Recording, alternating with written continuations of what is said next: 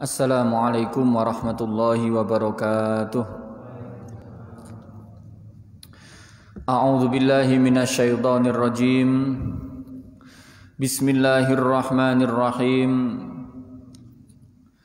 Alhamdulillahi rabbil alamin. Assalatu wassalamu ala sayyidina wa maulana Muhammadin wa ala alihi wa ashabihi ajma'in, amma ba'du.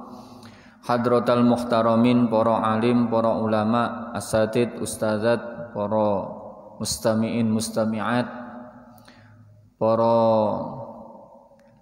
hadirin sedaya, jamaah sedaya ingkang sangat kawula mulyakaken. Alhamdulillah, malam ini kita semua oleh Allah ditakdir diberikan pertolongan, taufik dan hidayah sehingga bisa berkumpul di tempat yang paling mulia, di Baitullah, di masjid ini. Semoga kita selalu dikumpulkan oleh Allah bersama orang-orang yang terbaik, orang-orang yang solih, dan semoga kita semua nanti setelah kematian kita berkumpul di alam barzah dengan orang-orang yang solih juga, dan nanti ketika kita di akhirat kita dikumpulkan pula bersama orang-orang yang solih di tempat yang terbaik, di surganya Allah Subhanahu wa ta'ala. Allahumma amin. Hadirin rahimakumullah, melanjutkan pembahasan kita yang berkenaan dengan sholatul musafir atau sholat bagi orang-orang yang sedang dalam perjalanan. Kita sampun membahas saderengipun ingkang berkaitan kalih ar-rukhas al-muta'alliqah bis safarit tawil wal qasir, keringanan-keringanan ingkang berkaitan atau keringanan-keringanan yang diberikan kepada orang-orang yang dalam perjalanan, baik perjalanan yang dekat maupun perjalanan yang jauh. Dan selanjutnya kita juga sudah membahas ingkang berkaitan kalih syarat-syarat salat yang boleh dikosor, ngoten nggih. Di salat syarat-syarat yang syarat-syarat akhirnya salat itu boleh dikosor, itu kita sebagian juga sudah menjelaskan. Mangke kula lanjutkan pembahasan selanjutnya. Salajengipun nopo syarat salat itu boleh dikosor, kula wangsuli sekedap kanthi ringkes. Yang pertama, bahwa salatnya itu adalah 4 rakaat, ngoten nggih, 4 rakaat nggih niku salat zuhur kalih asar utawa isya, ngoten. Terus tujuan perjalanannya jelas. Kemudian perjalanan itu diperbolehkan, bukan perjalanan yang haram.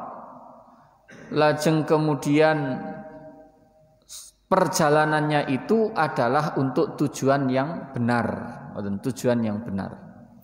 Salajengipun kaunu safarihi marhalatain, jarak perjalanan itu adalah sepanjang atau sejauh 2 marhalah.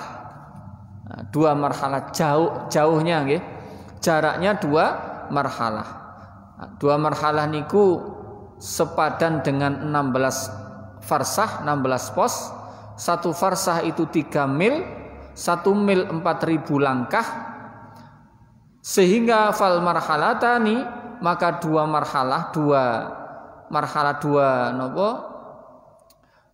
marhalah istilahnya niku 82 kilometer, kira-kiranya demikian, ngoten.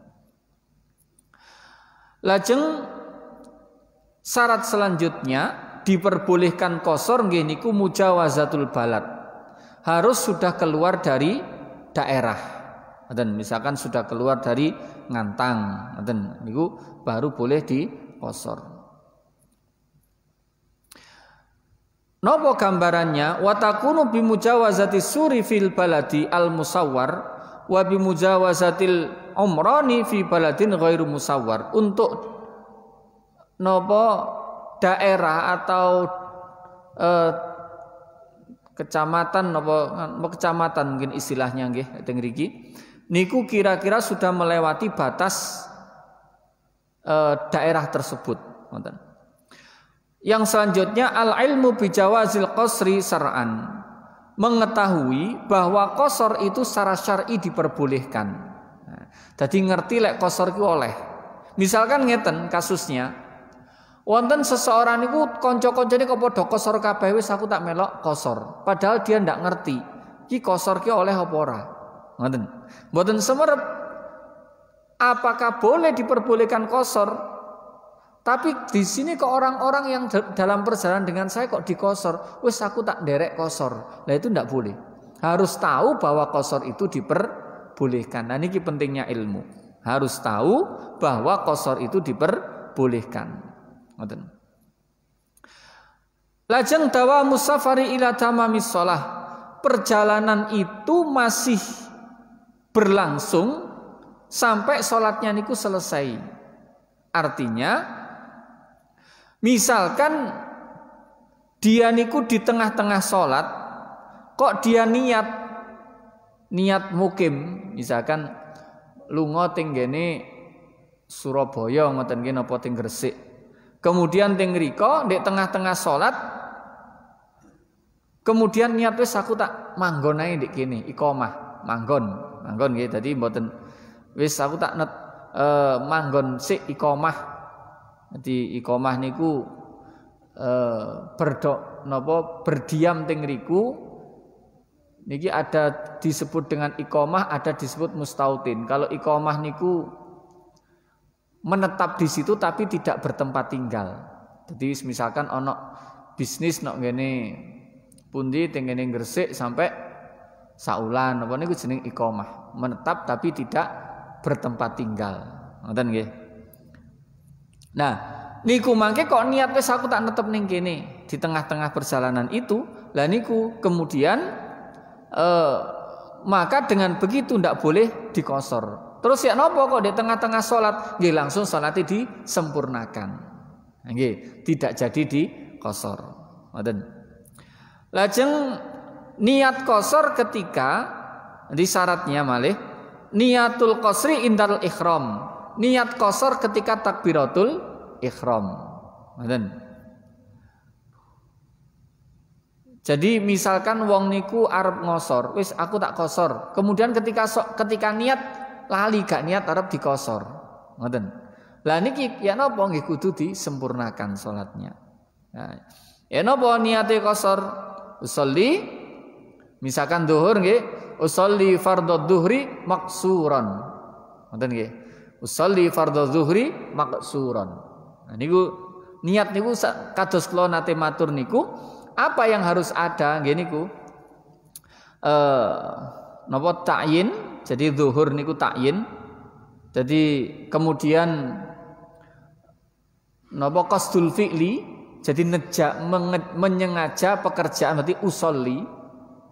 Lek fardu nggih fardho sama lek zuhur nggih zuhri. Kudu minimal ada 3. Lek dikosor maqsuran utawa qasron ngoten niki kena. Usolli fardhu dhuhri qasron ngoten niki kena. Atau maqsuran pun niku cukup. Nggih.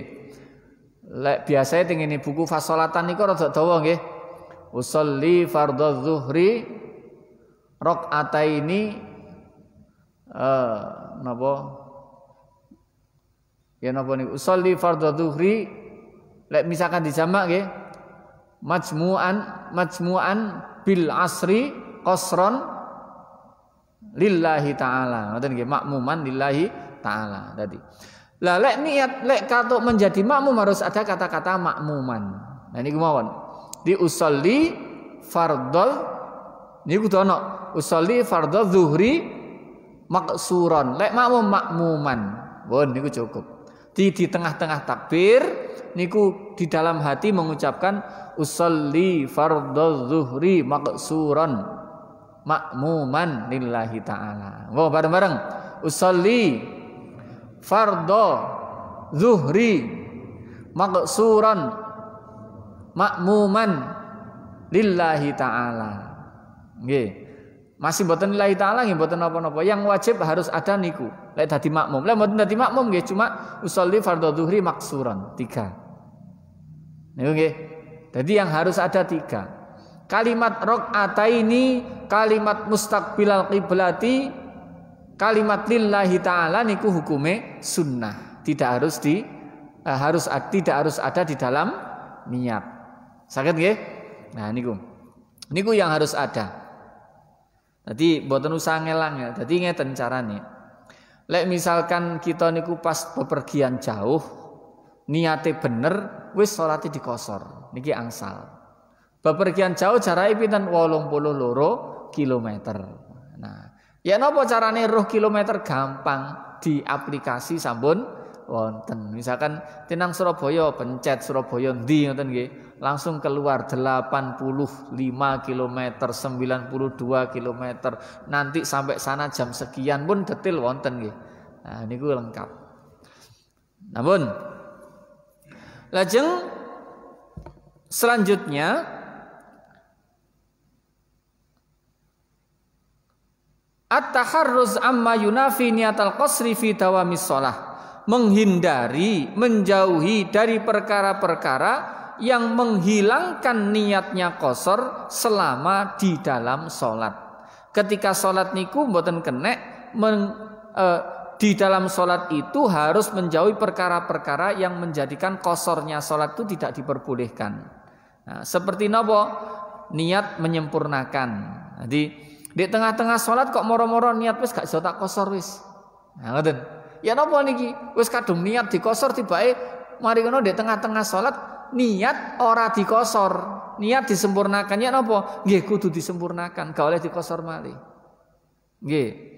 Nah, misalkan kok enak si sholat iki wis tak sempurnakno gak iso tak kosor niku angsal. Nih niku justru malah mboten asal dikosor lek pun kadung niat disempurnakan. Ngoten. Atau tiang niku ragu-ragu, aku mau wis niat kosor apa durung? Ngoten nggih. Lek ragu-ragu sudah niat kosor atau belum, maka dia wajib untuk menyempurnakan, tidak boleh dikosor. Ngoten. Atau di tengah-tengah sholat kados niku wau niat iqamah, niat bertempat tinggal. Nggih, niat napa? Mukim ting tempat niku. Ngoten.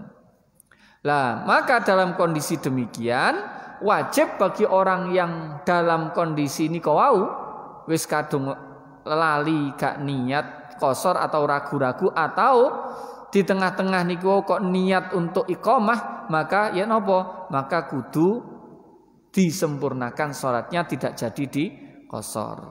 Sampun. Alla yaqtadiya bimutimmin fi juz'in min sholati. Tidak diperbolehkan orang yang sholat kosor itu bermakmum kepada orang yang sholatnya sempurna.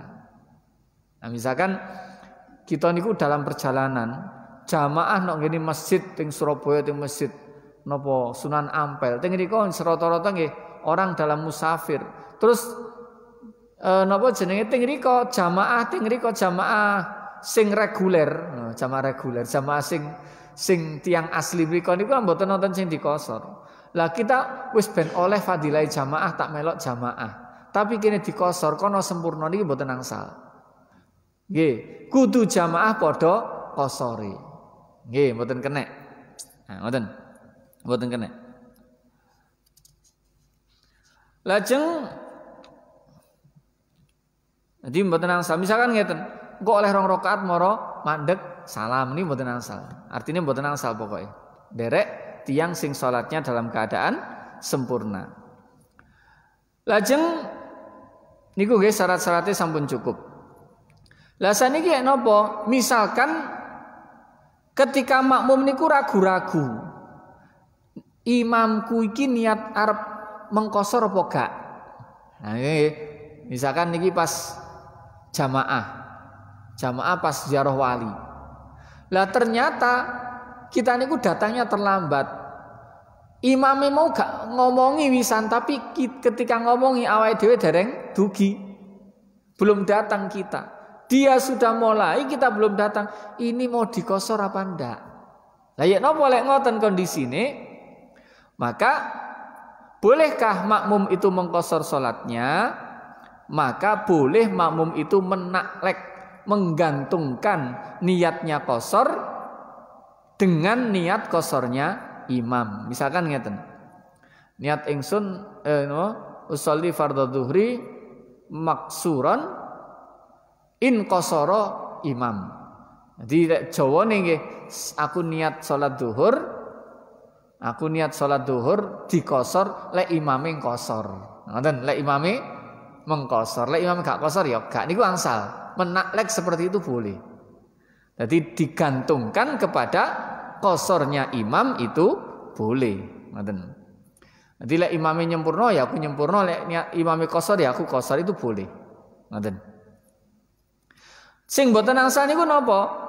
Ketika orang itu ragu-ragu apakah imamnya ini musafir apa bukan. Nah, ngoten.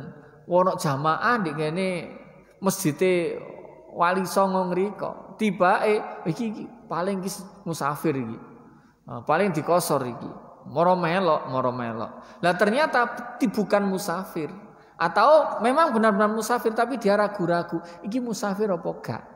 Lah lek ngoten maka tidak diperbolehkan menaklek semacam itu. Lah terus ya napa nggih salate disempurnakan. Pun. Lajeng ya napa sakniki lek misalkan kasusnya kita mau mengqodoi salat yang salat kita itu di dalam perjalanan yang boleh dikosor. Misalkan ngeten.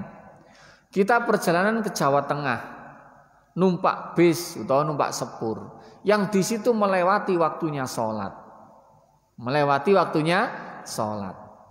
Lah, kalau Jawa Tengah mestinya oleh dikosor. Niki bagaimana kita mengkodoi? Tentunya kan sholatnya malah mengkodoi, kan tidak mungkin bisa sholat di perjalanan yang pakai angkutan umum, kan sulit. Nggih, mboten saged. Terus salatnya kan harus dikodoi. Kalaupun teng riku wonten salat dihormatil waktu, tapi tetap kudu dikodok. Misalkan ngeten. Budale niku jam 11. Nggih, senjen mobile iso niku jam 11. Akhirnya ngliwati waktu zuhur, ngliwati waktu asar, ngliwati waktu maghrib. Nah, niki lak malih ya napa salate? Salat dalam perjalanan yang kalau tidak memungkinkan maka li hurmatil waktu, kudu tetap sholat tapi li hurmatil waktu. Jadi wis iso-isoke pokoke eling iki waktune sholat. Jadi wis sholli fardhu dzuhri karo wis wudu nggih mboten saged. Sujud rukuk nggih mboten saged wong nok ngene bis. Nggih lungguh niat sholat wis koyo sholat biasa tapi ini jelas kudu diqodoi. Salate mboten sah tapi tetap kudu sholat. Niku jenenge sholat li hurmatil waktu. Nah ya napa? Mengkodoinya, mangke menawi kita mengkodoi masih di perjalanan, maka diperbolehkan dikosor. Tapi lek pun dugi griya, niki ndak boleh dikosor. Misalkan di perjalanan kita tengene Jawa Tengah niku teng Jogja misalkan. Terus matur ngoten dugi Jogja terus teng Purworejo, nggih. Nah, teng Jogja niku kita nyampe teng riko, niki mengkodoi salat zuhur kita. Mengkodoi asar dan maghrib kita. Niku boleh dikosor untuk zuhur dan asarnya. Ngoten nggih, boleh dikosor. Tapi lek ternyata kita nyampe di rumah, kita mengkodoinya, maka sudah tidak diperbolehkan dikosor. Ngoten nggih. Pun. Lajeng kasus malih ngeten. Nah niki menisan kula misalkan beberapa pertanyaan biasanya ngeten. Ya napa lek misalkan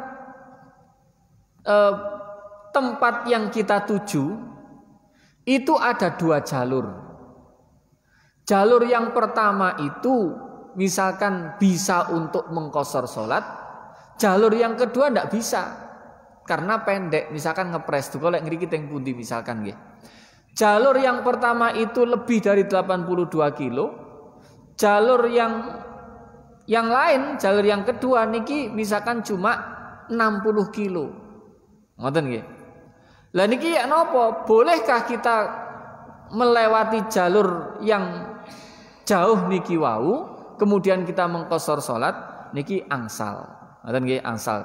Asalkan ngeten, asalkan ketika kita melalui jalan yang jauh, jarak yang jauh, niku memang ada kebutuhan. Soalnya aku liwat kono kena apa te mampir nok ngene dulurku sing ndek kene. Ngoten nggih. Ya ada kebutuhan. Atau jalur yang jauh itu lebih enak, lebih halus. Jalur yang napa jenenge sing pendek itu jalane wis rusak. Nah niku angsal. Misalkan nek pundi tenggene pundi, misalkan teng Kalipare nggih.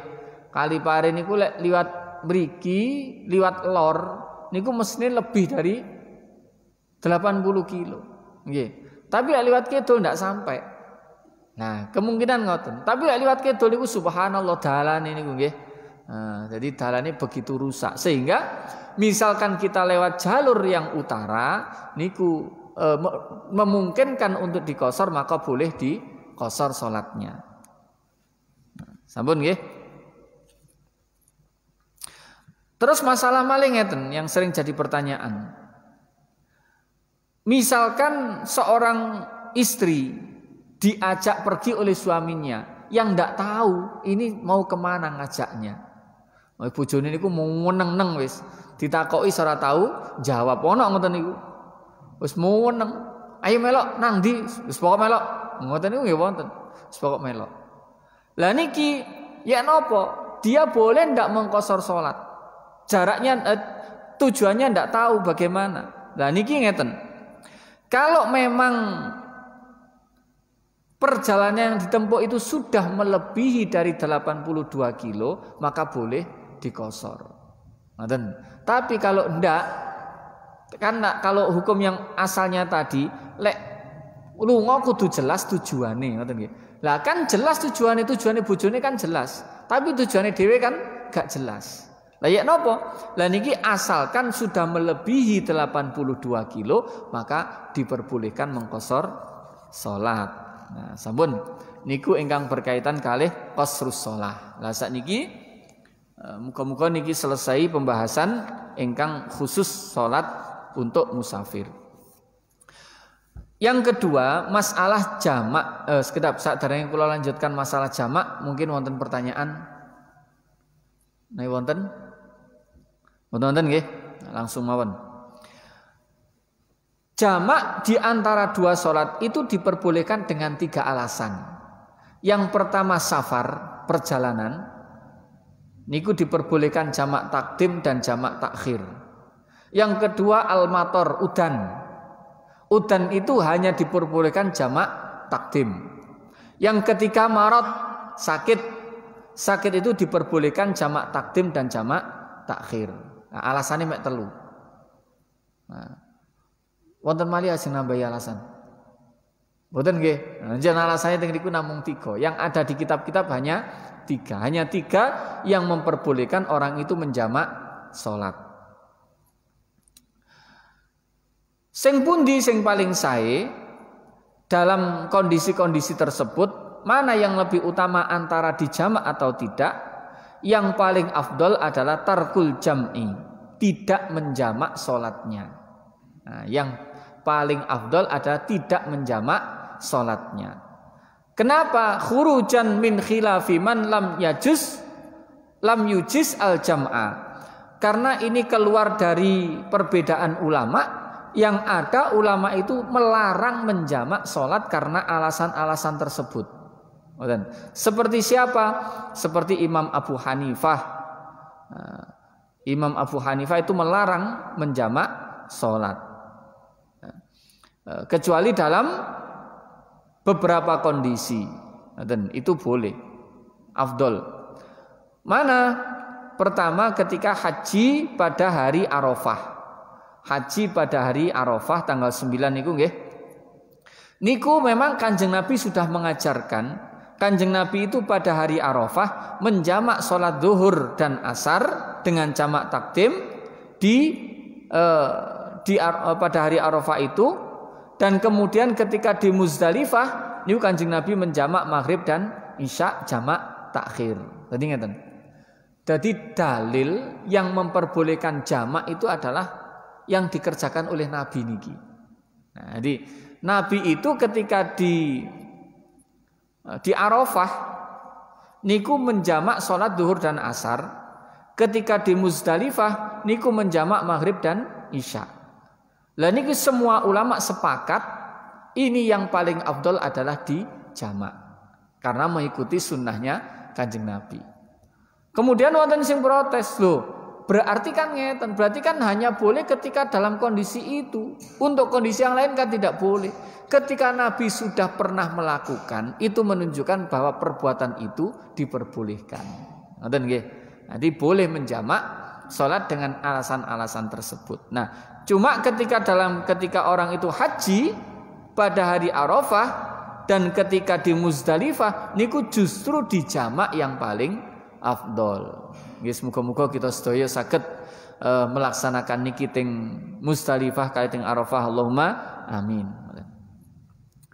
Terus kados kala wingi ingkang permasalahan qasar mana yang afdol ketika orang meragukan dalil kebolehan haji jamak, ketika orang napa jenenge tidak suka menjamak, ketika orang itu menjadi panutan orang, maka sebaiknya dijamak. Ngoten. Lajeng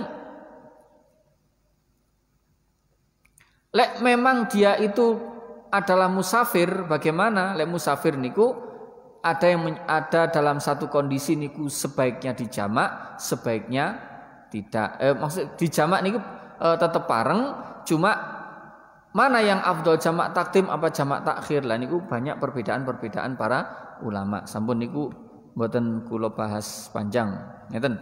Sekarang syaratnya jamak takdim. Nah, syaratnya jamak takdim. Jadi jamak niku wonten kalih jamak napa? Takdim, yang kedua jamak takhir. Jamak takdim niku napa? Dikumpulkan di waktu yang pertama. Jamak takhir dikumpulkan di waktu yang kedua. Ngoten. Lek waktu yang pertama jenenge jamak takdim niku dhisik. Kalau takhir berarti ngeri. Ngoten, ngeri. Napa syaratnya jamak takdim? Yang pertama al bida'atu bil ula. Harus memulai dengan salat yang pertama dulu. Gak kena jamak takdim salat yang kedua dulu. Harus salat yang pertama dulu. Zuhur karo asar berarti zuhure riyin. Maghrib kali isya berarti maghribe riyin. Pun. Lajeng harus niat jamak di dalam salat. Jadi di dalam waktunya salat. Niatul jam'i fiha ayyanwi jam'at taqdimi fi asna'i sholatil ula walau ma'as salam. Orang itu ketika mau menjamak takdim itu harus niat jamak dengan salat yang kedua itu di dalam salatnya. Di dalam salat. Mboten kudu ketika takbiratul ihram. Nggih, perlu diingat nggih, menawi qasar kudu ketika takbiratul ihram. Tapi lek jamak niki tidak harus berada di takbiratul ihram. Yang penting masih berada di salat yang pertama. Misalkan ngeten. Salat zuhur asale gak niat jamak. Begitu di tengah-tengah salat sadurunge salam wis tak jamak pisan ae wis. Nah, tak jamak pisan niki ketika dia niat sebelum salam maka ini diperbolehkan. Pokoknya ndek ngriku. Tapi lek pun mantun salam lagi wis tak jamak niki mboten angsal. Harus masih di dalam salat yang pertama. Ngoten. Lajeng baqa'u waqtil ula, waktu yang pertama masih cukup. Artinya napa? Ketika tiang niku melakukan sholat pertama dengan sholat kedua, niki misalkan gawe nglakoni sholat siji tok ae wis ngepres, misalkan ngeten. Asare jam 3 pas. Sak sholatan biasae petang menit. Ngoten nggih, sak sholatan biasae petang menit. Kemudian niki jam 3 kurang petang menit. Jadi ngepres gawe sholat yang pertama. Lah lek ngeten niki mboten angsal dijamak. Ya jelas nggih. Kenapa? Lah mangke salat yang kedua mboten cukup. Berarti napa salat yang kedua tetap mlebu waktu. Ngoten. La yajuzu lau al-jam'u illa idza baqiya zamanun min waqti sholatil ula yumkinuhu ada ussolataini fihi. Pokoke rong salatan iku iso dilakoni tengene waktu yang pertama. Ngoten. Nanti mbek ni lah nopo wis ngepepes mbok wis ndang salat zuhur, engko dilungkas wis adzan ndang salat asar. Niki seadak kabeh mboten nonton sing di luar waktu, mboten dijamak.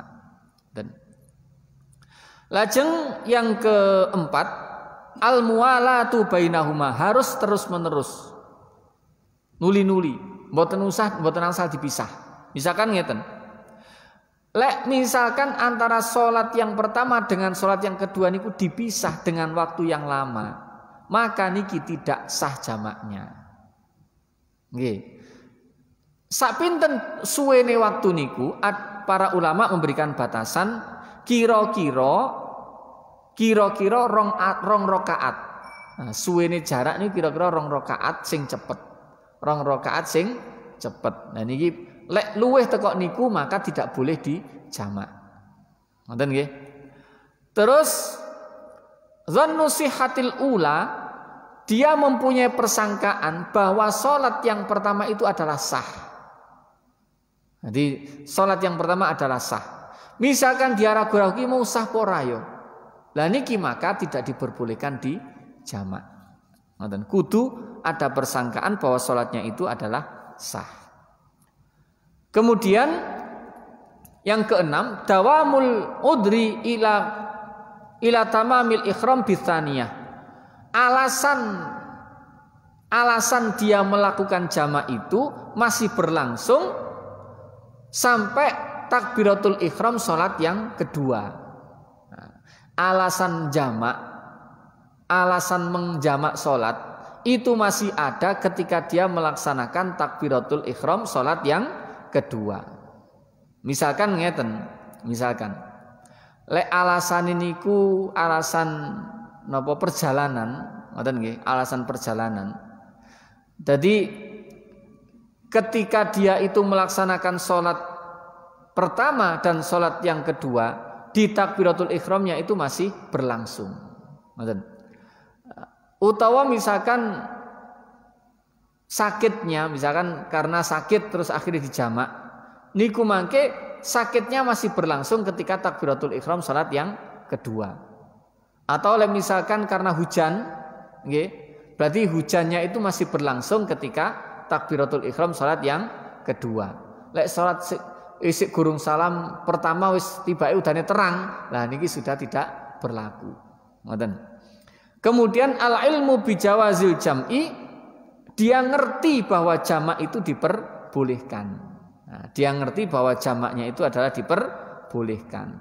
Lek misalkan napa jenenge elok-elokan tok, melok-melokan, gak ngerti bahwa jamak itu diperbolehkan, maka niki juga gak kena. Jadi kudu ngerti bahwa ada ilmu bahwa dia ngerti bahwa salat jamak itu diperbolehkan.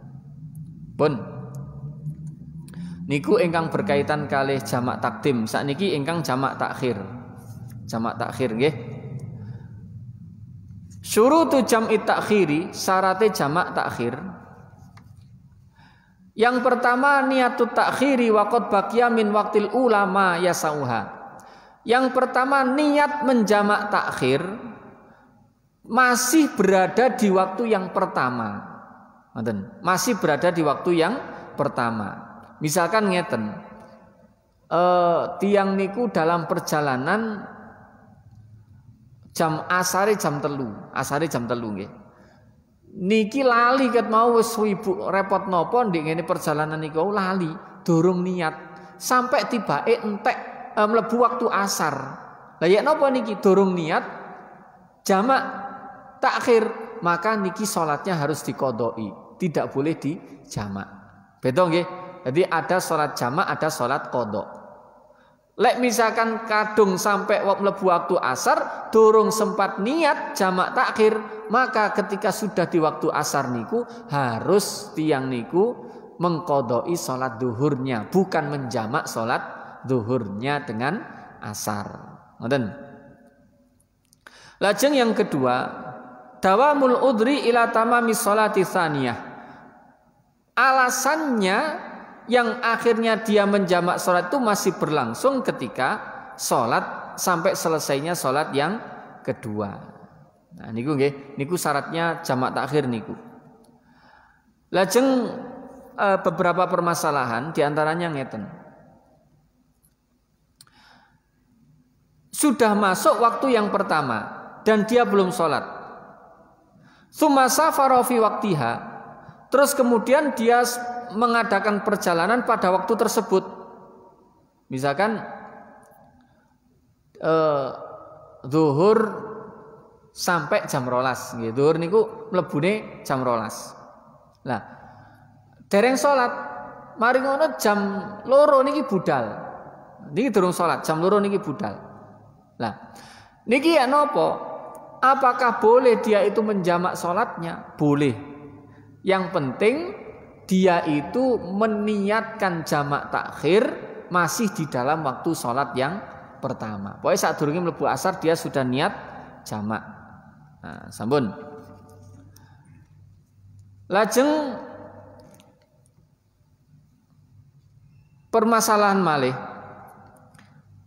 Salat jamak untuk orang yang sakit. Al-jam'u fil marad. La yajuzu al-jam'u lil maradi taqdiman wa ta'khiran alal mu'tamad. Miturut qaul yang mu'tamad, pendapat yang kuat, itu sebenarnya orang sakit tidak boleh menjamak salatnya. Ngoten nggih, qaul mu'tamad demikian. Tetapi Imam An-Nawawi wa ghairuhu jawazahu. Imam An-Nawawi dan lainnya, yang lainnya Imam Nawawi niku diantaranya Imam Hamad bin Sulaiman, terus Imam sekedap selain Imam Nawawi niku yang perbolehkan Qadhi Husain, Ibnu Suraj, Ar-Royani, Imam Al-Mawardi, Ad-Darimi, Imam Al-Mutawalli itu memperbolehkan menjamak sholat untuk orang yang sakit. Jadi ngoten.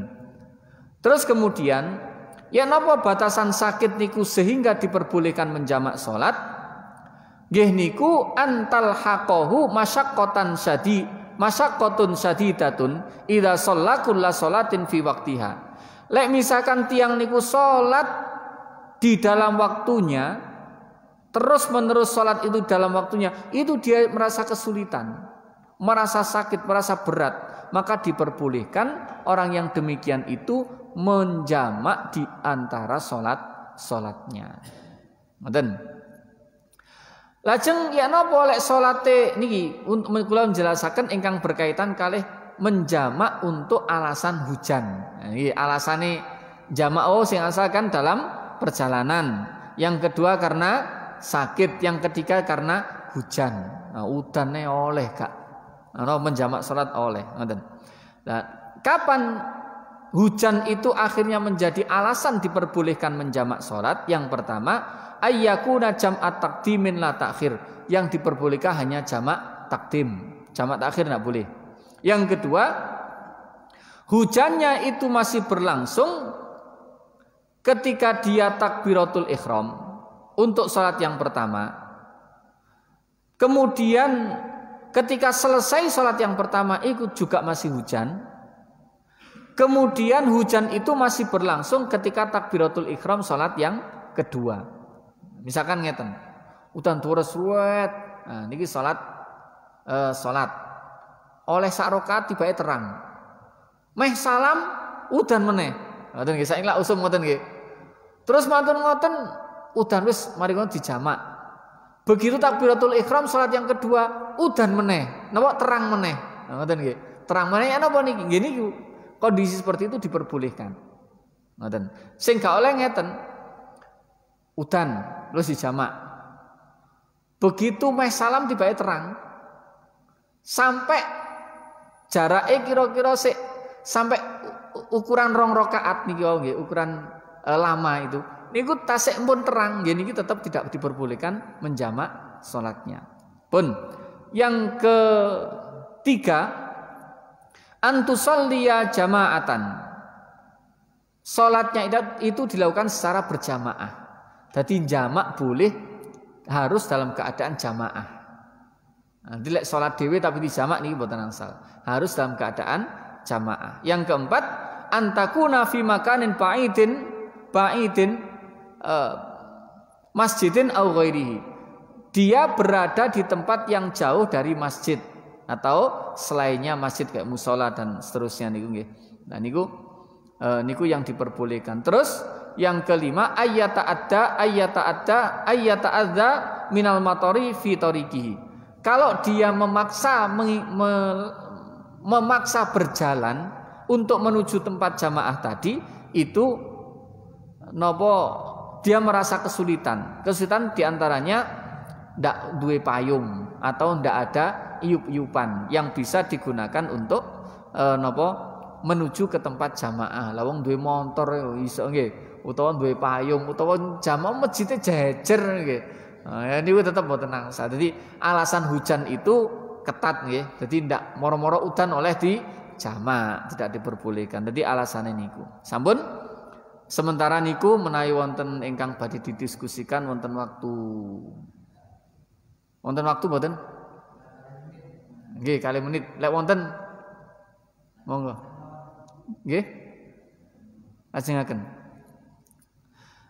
Niku nggih ingkang berkaitan kalih salat di dalam perjalanan, kalih keringanan-keringanan orang melakukan salat baik niku di qasar maupun di jamak. Ngoten. Dadi ngeten kula sampaiaken malih bahwa kita itu diperbolehkan, kita itu diberikan keringanan oleh Allah, maka keringanan itu ketika kita gunakan niku lebih baik, asalkan niki sesuai dengan aturan. Lah aturan itu ada di dalam ilmunya. Jadi ada ilmu yang kita harus mengetahui tentang aturan itu, sehingga ilmu yang berkaitan dengan masalah sholat dan seterusnya itu menjadi suatu yang wajib kita semua untuk mengetahuinya. Nah, makanya menuntut ilmu yang berkaitan dengan sholat itu hukumnya adalah wajib. Perjalanan menuju mencari ilmu yang hukumnya wajib itu perjalanannya juga menjadi wajib. Nah, maka ketika hal itu dilaksanakan dan orang itu diambil oleh Allah pada masa-masa seperti itu, maka dia distatuskan oleh Allah sebagai syahid akhirat. Nah, syahid akhirat. Jadi mugi-mugi kita semua selalu distatuskan oleh Allah sebagai orang-orang yang sedang menuntut ilmu, sehingga kita semua nanti diberikan kemudahan di dalam sakaratul maut, dan kita semua diberikan posisi oleh Allah sebagai syahidun, baik itu syahidun yang menjadi orang-orang yang mati syahid, dikumpulkan pula kita bersama orang-orang yang mati syahid, dikumpulkan bersama Kanjeng Nabi Muhammad sallallahu alaihi wasallam. Makaten ingkang saged kawula aturaken kirang langkung nyuwun pangapunten. Wallahul muwaffiq ila aqwamit thoriq. Assalamualaikum warahmatullahi wabarakatuh. Mau kita akhiri kanthi waosan suratul Fatihah, dilanjutkan kalih doa kafaratul majelis. Al-Fatihah. A'udzu billahi minasyaitonir rajim. Bismillahirrahmanirrahim. Alhamdulillahi rabbil alamin arrahmanir rahim maliki yaumiddin. Iyyaka na'budu wa iyyaka nasta'in. Ihdinas siratal mustaqim. Siratal ladzina an'amta 'alaihim ghairil maghdubi 'alaihim waladdallin. Amin. Bismillahirrahmanirrahim. Subhanakallahumma wa bihamdik asyhadu an la ilaha illa ant astaghfiruka wa atubu ilaik.